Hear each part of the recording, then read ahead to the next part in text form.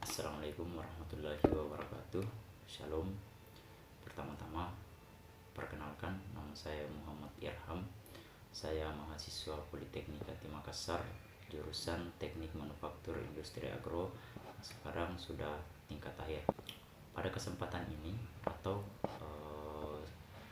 dalam video ini saya akan sedikit membagikan beberapa materi yang kemudian menjadi tugas saya. Yang pertama adalah materi tentang bubut tirus, kemudian yang kedua adalah materi tentang bubut suayan, yang ketiga adalah materi tentang bubut ulir, yang keempat materi tentang kepala pembagi, dan yang terakhir materi tentang roda gigi. Saya akan menjelaskan setiap materinya dan mudah-mudahan teman-teman bisa paham. Nah, lanjut masuk pada materi yang pertama, yaitu materi tentang membubut tirus. Definisi daripada tirus yaitu adalah benda kerja berbentuk kerucut dengan penampang lingkaran di mana terjadi perubahan diameter yang seragam ketika diukur sepanjang sumbunya. Kemudian penggunaan ketirusan ini ada beberapa macam penggunaan ketirusan atau pengaplikasian. Sering digunakan untuk suaian sesak atau suaian ikatan seperti sarung perantara atau sleeve, tangkai mata bor, pisau fries, kopling, pasak pena, dan lain-lain. Ada beberapa macam-macam ketirusan. Yang pertama adalah tirus Morse, kemudian tirus ISO, kemudian tirus inci. Saya akan menjelaskan, saya persingkat saja. Kemudian masuk pada metode membubut. Metode membubut ada tiga cara metode membubut. Yang pertama, membubut tirus dengan memiringkan eretan atas. Yang kedua, membubut tirus dengan menggeser kepala lepas. Kemudian yang ketiga, membubut tirus dengan perlengkapan pembubutan tirus atau turning taper attachment. Kemudian ada pada proses pembubut pasti kita akan mencari kecepatan putarnya. Untuk menghitung kecepatan putar atau jumlah putaran yang akan digunakan, diameter benda kerja dihitung pada diameter bagian tengah dengan rumus dm sama dengan d tambah d kecil per 2 atau n sama dengan vc per kali 1000 per q dm sama dengan rpm. Nanti saya akan masukkannya dalam video rumusnya. Nah, masuk pada materi yang ketiga, yang yaitu ulir atau threads. Pengertian daripada ulir adalah garis atau alur atau profil melingkar yang akan melilit pada silinder yang mempunyai sudut, kisar, atau aliran tetap. Nah, kegunaan ulir ialah sebagai pengikat atau mesh, sekrup, baut, mur, kemudian digunakan dalam pengukuran atau mikrometer. Juga digunakan sebagai memindahkan daya, misalkan contoh pada dongkrak poros transporter. Bagian ulir ada Myers D, dog pitch, ada minors, ada thickness of third crease, single depth, helix angle, pitch, ada root, ada screw, thread angle, dan lain sebagainya. Kemudian masuk pada jenis-jenis ulir secara umum. Dilihat dari bentuk profil alur, ada ulir segitiga, ulir segi empat, ulir trapesium, ulir buttress, dan ulir bulat. Dilihat dari banyaknya jalan uliran, ada ulir tunggal, ada ulir majemuk. Kemudian dilihat dari arah geraknya, ada ulir kanan searah jarum jam, dan juga ada ulir kiri yang berlawanan dengan jarum jam.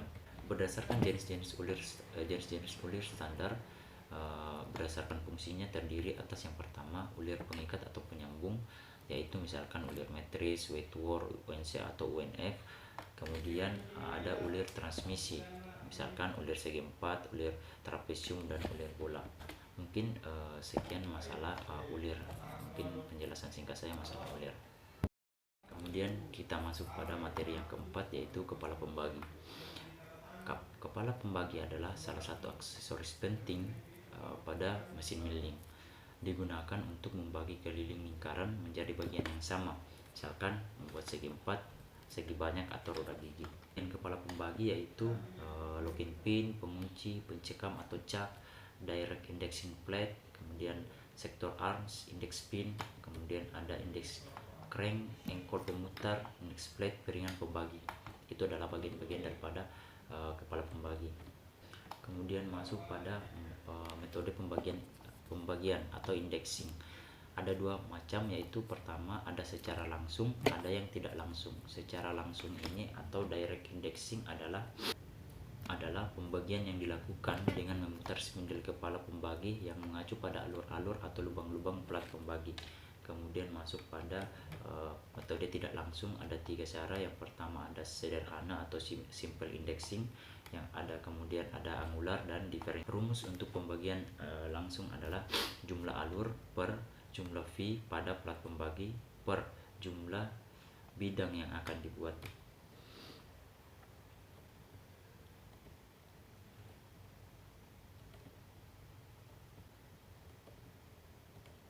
Mungkin seperti itu untuk masalah kepala pembagi, dan saya akan masukkan sebentar tentang rumus-rumusnya. Nah, mungkin ini materi yang terakhir, yaitu roda gigi.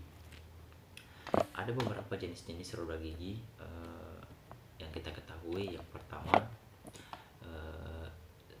cylindrical gears, ada macam-macamnya, yaitu spurs, ada helical, ada bevel gears, macam-macamnya, ada string, curve atau spiral, kemudian warp, wheels, and worms.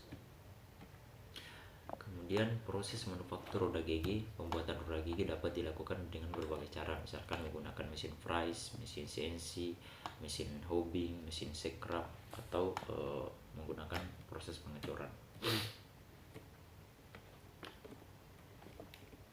Syarat pemasangan roda gigi. Beberapa hal yang cukup penting dalam pemasangan roda gigi. Apabila dua roda gigi lebih berpasangan, maka 1. Profil roda gigi harus sama, super atau helical dan lain-lain. Modul gigi harus sama. Modul gigi adalah salah satu dimensi khusus pada roda gigi. Kemudian sudut tekanan harus sama, sudut perpindahan daya antar gigi. Modul gigi adalah besaran atau dimensi roda gigi yang dapat menyatakan besar atau kecilnya gigi. Sistem standar pembuatan roda gigi ada 3. Yang pertama sistem modul, kemudian yang ketiga sistem dimetrical pitch, kemudian yang ketiga adalah sistem circular pitch. Nah, semua materi telah saya sampaikan. Mudah-mudahan ini bermanfaat buat teman-teman, dan mudah-mudahan jelas, meskipun saya ringkas sekali karena terbatas oleh waktu. Sesuai dengan ketentuan, kita dibatasi dengan kita disiapkan waktu, yaitu 6 menit. Terima kasih atas perhatiannya. Assalamualaikum warahmatullahi wabarakatuh.